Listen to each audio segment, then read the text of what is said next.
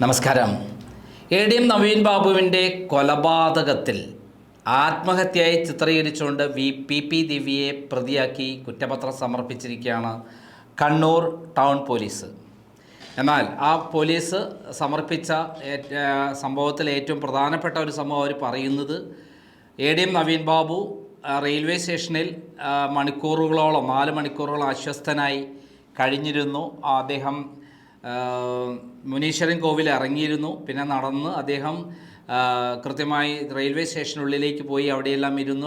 പിന്നീട് അസ്വസ്ഥനായി അദ്ദേഹം റെയിൽവേ പാളത്തിലൂടെ നടന്നു എന്ന് പറയുന്ന സംഭവങ്ങളടക്കമാണ് കുറ്റപത്രം സമർപ്പിച്ചിരിക്കുന്നത്. ഇതിൽ ഏക കുറ്റവാളി എന്ന് പറയുന്നത് എ.ഡി.എം. നവീൻ ബാബുവിന് യാത്രയയപ്പ് നൽകുമ്പോൾ യാതൊരു ക്ഷണനവുമില്ലാതെ കയറി വന്ന് ഉളുപ്പില്ലാതെ ഈ പറയുന്ന നവീൻ ബാബുവിനെ മോശപ്പെടുത്തി 2 ദിവസത്തിനോളം കാണിച്ചു തരാമെന്ന് പറയുന്ന ഭീഷണിയാണ് എന്നുള്ള കണ്ടെത്തലാണ് പോലീസ് നടത്തിയിരിക്കുന്നത്. അതായത് നവീൻ ബാബുവിൻ്റെ കൊലപാതകത്തിൽ ആത്മഹത്യയാക്കുന്നതിൽ കൃത്യമായി പോലീസ് വിജയിച്ചിരിക്കുന്നു. പി ദിവ്യയെ കേസിൽ നിന്ന് രക്ഷപ്പെടുത്താൻ എല്ലാ തന്ത്രങ്ങളും പോലീസ് ഒരുക്കിയിരിക്കുന്നു എന്നുള്ളതാണ് സത്യം. കോടതിയിൽ ഈ കേസ് വന്നാൽ ആദ്യത്തെ ചോദ്യം എന്തായിരിക്കും? ഈ പറയുന്ന നവീൻ ബാബു എല്ലാ ഗവൺമെൻറ് ഔദ്യോഗികമായ സ്ഥാനങ്ങൾക്ക് സൗകര്യങ്ങളും അതായത് തിരിച്ചു കൊടുത്തുകൊണ്ട്, അതായത് അദ്ദേഹത്തിൻ്റെ വീട് അടക്കം താമസിച്ചിരുന്ന ഗവൺമെൻറ് അലോട്ട് ചെയ്ത ക്വാർട്ടേഴ്സിൻ്റെ താക്കോലടക്കം തിരിച്ചു കൊടുത്തിരുന്നു.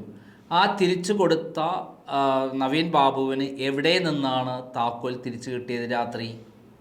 ഈ രാത്രി 4 മണിവരെ നിൽക്കുന്നു എന്ന് പറയുന്ന നവീൻ ബാബു വൈകുന്നേരം തന്നെ തൻ്റെ ക്വാർട്ടേഴ്സുമായി ബന്ധപ്പെട്ട് ഔദ്യോഗികമായി ബന്ധപ്പെട്ടും എല്ലാ രേഖകളും ഹാൻഡ് ഓവർ ചെയ്ത് ക്ലിയറൻസ് സർട്ടിഫിക്കറ്റ് വാങ്ങിയിരുന്നു. അതൊരു രേഖയാണ്. അങ്ങനെയുള്ള സമയത്ത് നവീൻ ബാബു എങ്ങനെയാണ് തൻ്റെ ക്വാർട്ടേഴ്സിലേക്ക് രാത്രി മടങ്ങി വന്നത്? ക്വാർട്ടേഴ്സ് എങ്ങനെയാണ് അദ്ദേഹം തുറന്നത്? രണ്ടാമത്തെ ഏറ്റവും പ്രധാനപ്പെട്ട കാര്യം, ഇൻക്വസ്റ്റ് നടത്താൻ 4 മണിക്കൂർ സമയത്തിനുള്ളിൽ നടത്തണമെന്ന് ഉള്ളത് കൊണ്ടാണ് ഞങ്ങൾ കുടുംബക്കാർ വരുന്നതിന് മുമ്പ് ഇൻക്വസ്റ്റ് നടത്തിയത് എന്നാണ് പറയുന്നത്. എന്നാൽ കൃത്യമായി പ്രവീൺ ബാബു, അതായത് നവീൻ ബാബുവിൻ്റെ സഹോദരൻ പറഞ്ഞിട്ടുണ്ട്, ഞങ്ങൾ വന്നുകൊണ്ടിരിക്കുകയാണ്, ഞങ്ങൾ വന്നിട്ടേ ഇൻക്വസ്റ്റും അതേപോലെ പോസ്റ്റ്മോർട്ടം നടത്താവൂ. പോസ്റ്റ്മോർട്ടം നടത്താൻ ഞങ്ങൾക്ക് താല്പര്യമില്ല പരിയാരം മെഡിക്കൽ കോളേജിൽ. ഇപ്പോൾ ഇവിടെ ചോദ്യം ആദ്യം ഇൻക്വസ്റ്റാണ്. ഇൻക്വസ്റ്റ് എന്ന് പറഞ്ഞാൽ കുടുംബക്കാരുടെ മുന്നിൽ വെച്ച്, രക്തബന്ധുക്കളുടെ മുന്നിൽ വെച്ച് അവിടെയുള്ള സാധന സാമഗ്രികളെല്ലാം പരിശോധിച്ച് കണ്ടെടുത്ത് എന്നിട്ട് വേണം, ബോഡി കണ്ടിട്ട് വേണം ഇൻക്വസ്റ്റ് നടത്താൻ. അങ്ങനെ ഒരു കാര്യം നടത്തിയിട്ടില്ല. അത് ഏറ്റവും വലിയ ഇതാണ്. അതിന് നേതൃത്വം കൊടുത്ത അവിടുത്തെ പോലീസ് ഉദ്യോഗസ്ഥന്മാരും ചില രാഷ്ട്രീയ നേതാക്കന്മാരുമാണ് അതിന് നേതൃത്വം കൊടുത്തത്. രണ്ടാമത്തെ ഏറ്റവും പ്രധാന, പരിയാരം മെഡിക്കൽ കോളേജിലേക്ക് കൊണ്ടുപോകരുതെന്ന് പ്രവീൺ ബാബു കൃത്യമായി പറഞ്ഞിട്ടുണ്ടെന്ന് മലയാളപ്പുഴ മോഹനൻ CAT നേതാവ് പറഞ്ഞിട്ടുണ്ട്. എന്തിനാണ് പരിയാരം മെഡിക്കൽ കോളേജിലേക്ക് കൊണ്ടുപോകുന്നത്? പരിയാരം മെഡിക്കൽ കോളേജിൽ പോസ്റ്റ്മോർട്ടം നടത്തിയിട്ടില്ല എന്ന് കൃത്യമായി വീണാമണി കൃത്യമായി ബോഡി കണ്ടിട്ടെന്ന് പറയുകയും മാത്രമല്ല ആ വീട്ടുകാരെ വീട്ടിൽ ചെന്ന് പിറ്റേ ദിവസം അറിയിക്കുകയും ചെയ്തു. അത് സത്യമായിരുന്നു. കാരണം തല തുറന്നിട്ടുണ്ടായിരുന്നില്ല. തലച്ചോറ് ശരിക്കും തുറന്ന് പരിശോധിക്കണം. അങ്ങനെ ഒരു സംഭവം നടത്തിയിട്ടില്ല എന്ന് ബോഡി കാണുന്ന ആർക്കും മനസ്സിലാകും. പിന്നെ പരിയാരം മെഡിക്കൽ കോളേജിൽ ഏത് പോസ്റ്റ്മോർട്ടവും ഇല്ലാത്ത പോസ്റ്റ്മോർട്ടത്തിന് പോസ്റ്റ്മോർട്ടം റിപ്പോർട്ട് ഉണ്ടാക്കുന്നതിൽ വിദഗ്ധരാണ് പരിയാരം മെഡിക്കൽ കോളേജ് എന്നുള്ളത് നമുക്കെല്ലാവർക്കും അറിയാവുന്ന കാര്യമാണ്. എന്തുകൊണ്ടാണ് തലശ്ശേരി ഗവൺമെൻറ് ഹോസ്പിറ്റലും കണ്ണൂർ ഗവൺമെൻറ് ഹോസ്പിറ്റലും ഉണ്ടായിരിക്കെ നേരെ പരിയാരം മെഡിക്കൽ കോളേജിലേക്ക് കൊണ്ടുപോയത്? മാത്രമല്ല, എന്തുകൊണ്ടാണ് ഇവർക്ക് താല്പര്യമില്ലാതിരുന്നിട്ടും പരിയാരം മെഡിക്കൽ കോളേജിലേക്ക് കൊണ്ടുപോകണം? ഇത്രയും ധൃതി എന്തായിരുന്നു? ആർക്കാണ് ധൃതി? ഈ ധൃതിയുടെ കാര്യമാണ് ഇവിടെ അറിയുന്നത്. മൂന്നാമത്തെ കാര്യം, നവീൻ ബാബുവിൻ്റെ എല്ലാ സാധന സാമഗ്രികളും എവിടെ പോയി? അതായത് അദ്ദേഹം കണ്ടെടുത്ത ധാരാളം സംഭവങ്ങളുണ്ട്. ആ സംഭവങ്ങളുടെ പോയി. പിന്നെ മുനീശ്വരൻ കോവിൽ ഇറങ്ങി എന്ന് പറയുന്നതിന് എന്ത് CCTV ദൃശ്യങ്ങളാണുള്ളത്? അപ്പോൾ ഇത്രയും നിരന്തരമായിട്ടുള്ള സംശയങ്ങൾ അതിൻ്റെ പിന്നിലുണ്ട്. നമുക്കെല്ലാവർക്കും അറിയാവുന്നതാണ് ചെങ്കൽ കോറിയുമായി ബന്ധപ്പെട്ടും കരിങ്കൽ കോറിയുമായി ബന്ധപ്പെട്ട ശ്രീകണ്ഠാപുരത്തും അതേപോലെ ഇരിക്കൂറും അതേപോലെ തളിപ്പറമ്പിലുമുള്ള പല മേഖലകളിലുമുള്ള അതേപോലെ രാജരാജേശ്വരി ക്ഷേത്രവുമായി ബന്ധപ്പെട്ട അവരുടെ പരന്നു കിടക്കുന്ന സ്വത്തുക്കളെല്ലാം വ്യാജരേഖ ഉണ്ടാക്കി CPMൻ്റെ പ്രമുഖ നേതാക്കന്മാരെല്ലാം തട്ടിയെടുത്തിരുന്നു. ഇതിൻ്റെ രേഖകളെല്ലാം കൈവശമുള്ള ഒരാളാണ് നവീൻ ബാബു. ഈ നവീൻ ബാബുവിനെ വകവരുത്തുക എന്ന് പറയുന്നത് ഏറ്റവും ആവശ്യക്കാരാണ്? CPMൻ്റെ നേതാക്കന്മാരാണ്. അതിൽ ഏറ്റവും പ്രധാനപ്പെട്ട ആളാണ് MV ജയരാജൻ.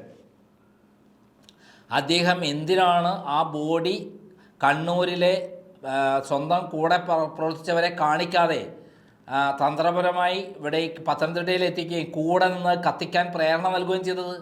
അപ്പം യഥാർത്ഥ പ്രതി ആരാണെന്നുള്ളത് നമ്മൾ പറഞ്ഞു തരേണ്ട ആവശ്യമില്ലല്ലോ. പി ദിവ്യയെ പ്രതിയാക്കിയതിലൂടെ ഉണ്ടാകാൻ പോകുന്ന കാര്യം എന്താണ്? പി ദിവ്യ ഈ കാര്യങ്ങളെല്ലാം അവിടെ കോടതി ചോദിക്കും. അവർ ആത്മഹത്യയാണെന്ന് പറയുന്നതിന് ആത്മഹത്യാക്കുറിപ്പില്ല. രണ്ടാമത് ഏറ്റവും പ്രധാനപ്പെട്ട ഒരു കാര്യമുണ്ട്, ആ വാതിൽ തുറന്നിട്ടിട്ട് ആരെങ്കിലും ആത്മഹത്യയോ നൈലോൺ ചരട്, ഒരു വളരെ നേർത്ത നൈലോൺ ചരടിലാണ് തൂങ്ങി മരിച്ചു എന്ന് പറയുന്നത്. എന്നിട്ട് വാതിൽ തുറന്നു കിടന്നിട്ട് പിറ്റേ ദിവസം രാവിലെ ഷംസുദ്ദീൻ എന്തുകൊണ്ടാണ് ആ വാതിൽ തുറന്ന് അകത്ത് ചെല്ലാൻ മടിച്ചത്? ഇങ്ങനെ രാവിലെ 5:30 മണിക്ക് ചെങ്ങന്നൂരിൽ എത്തേണ്ട നവീൻ ബാബുവിനെ കാണാതെ ബന്ധുക്കൾ വിളിച്ചു ചോദിക്കുമ്പോൾ ഷംസുദ്ദീൻ ചെന്ന് നോക്കുകയാണ്. അപ്പോൾ അവിടെ വാതിൽ തുറന്നെടുത്തിട്ട് കാണുകയാണ്. വാതിൽ തുറന്നിട്ട് അകത്ത് പ്രവേശിക്കണ്ടേ? ഇല്ല, പ്രവേശിച്ചില്ല. അപ്പോൾ നേരത്തെ തന്നെ ഷംസുദ്ദീൻ അറിയാമായിരുന്നു, ഇവിടെ നടന്നുള്ള കാര്യങ്ങളെല്ലാം അറിയാമായിരുന്നു.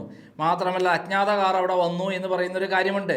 അജ്ഞാത കാർ ഇവിടെ രാത്രി 11-12 മണി വരെ വീട്ടിലേക്ക് വിളിച്ചു എന്ന് പറയുന്നുണ്ട്, ഫോൺ ചെയ്തു എന്ന് പറയുന്നുണ്ട്.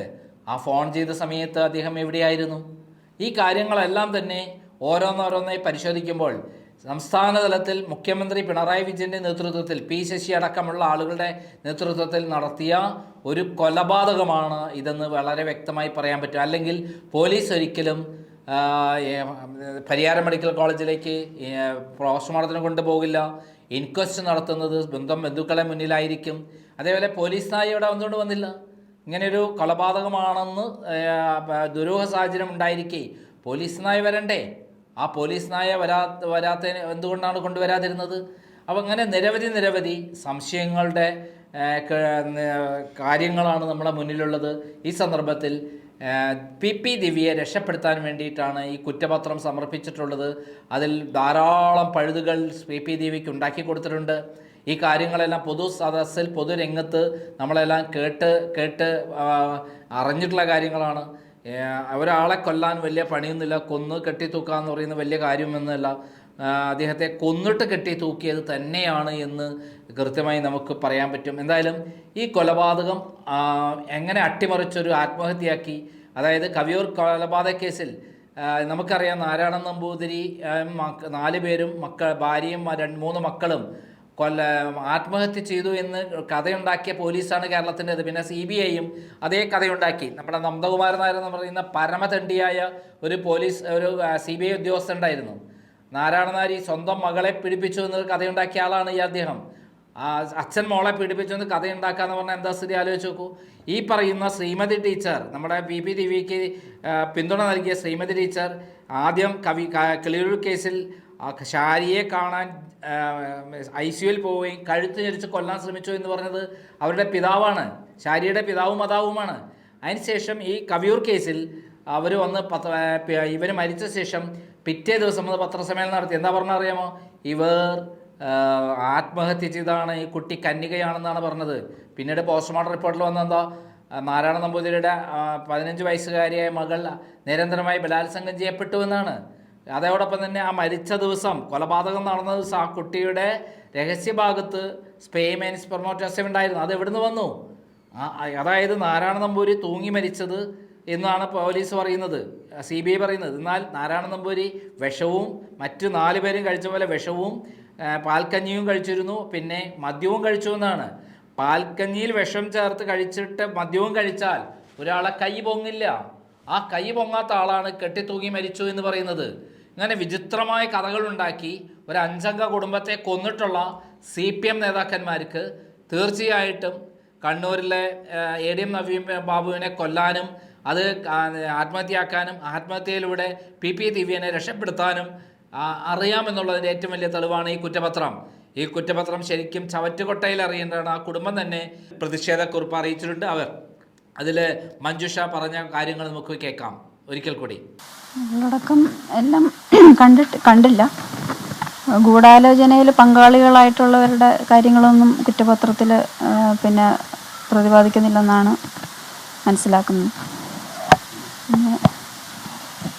പിന്നെന്താണ് ഇവർ ചെയ്തതെന്ന് അറിഞ്ഞുകൂടാ.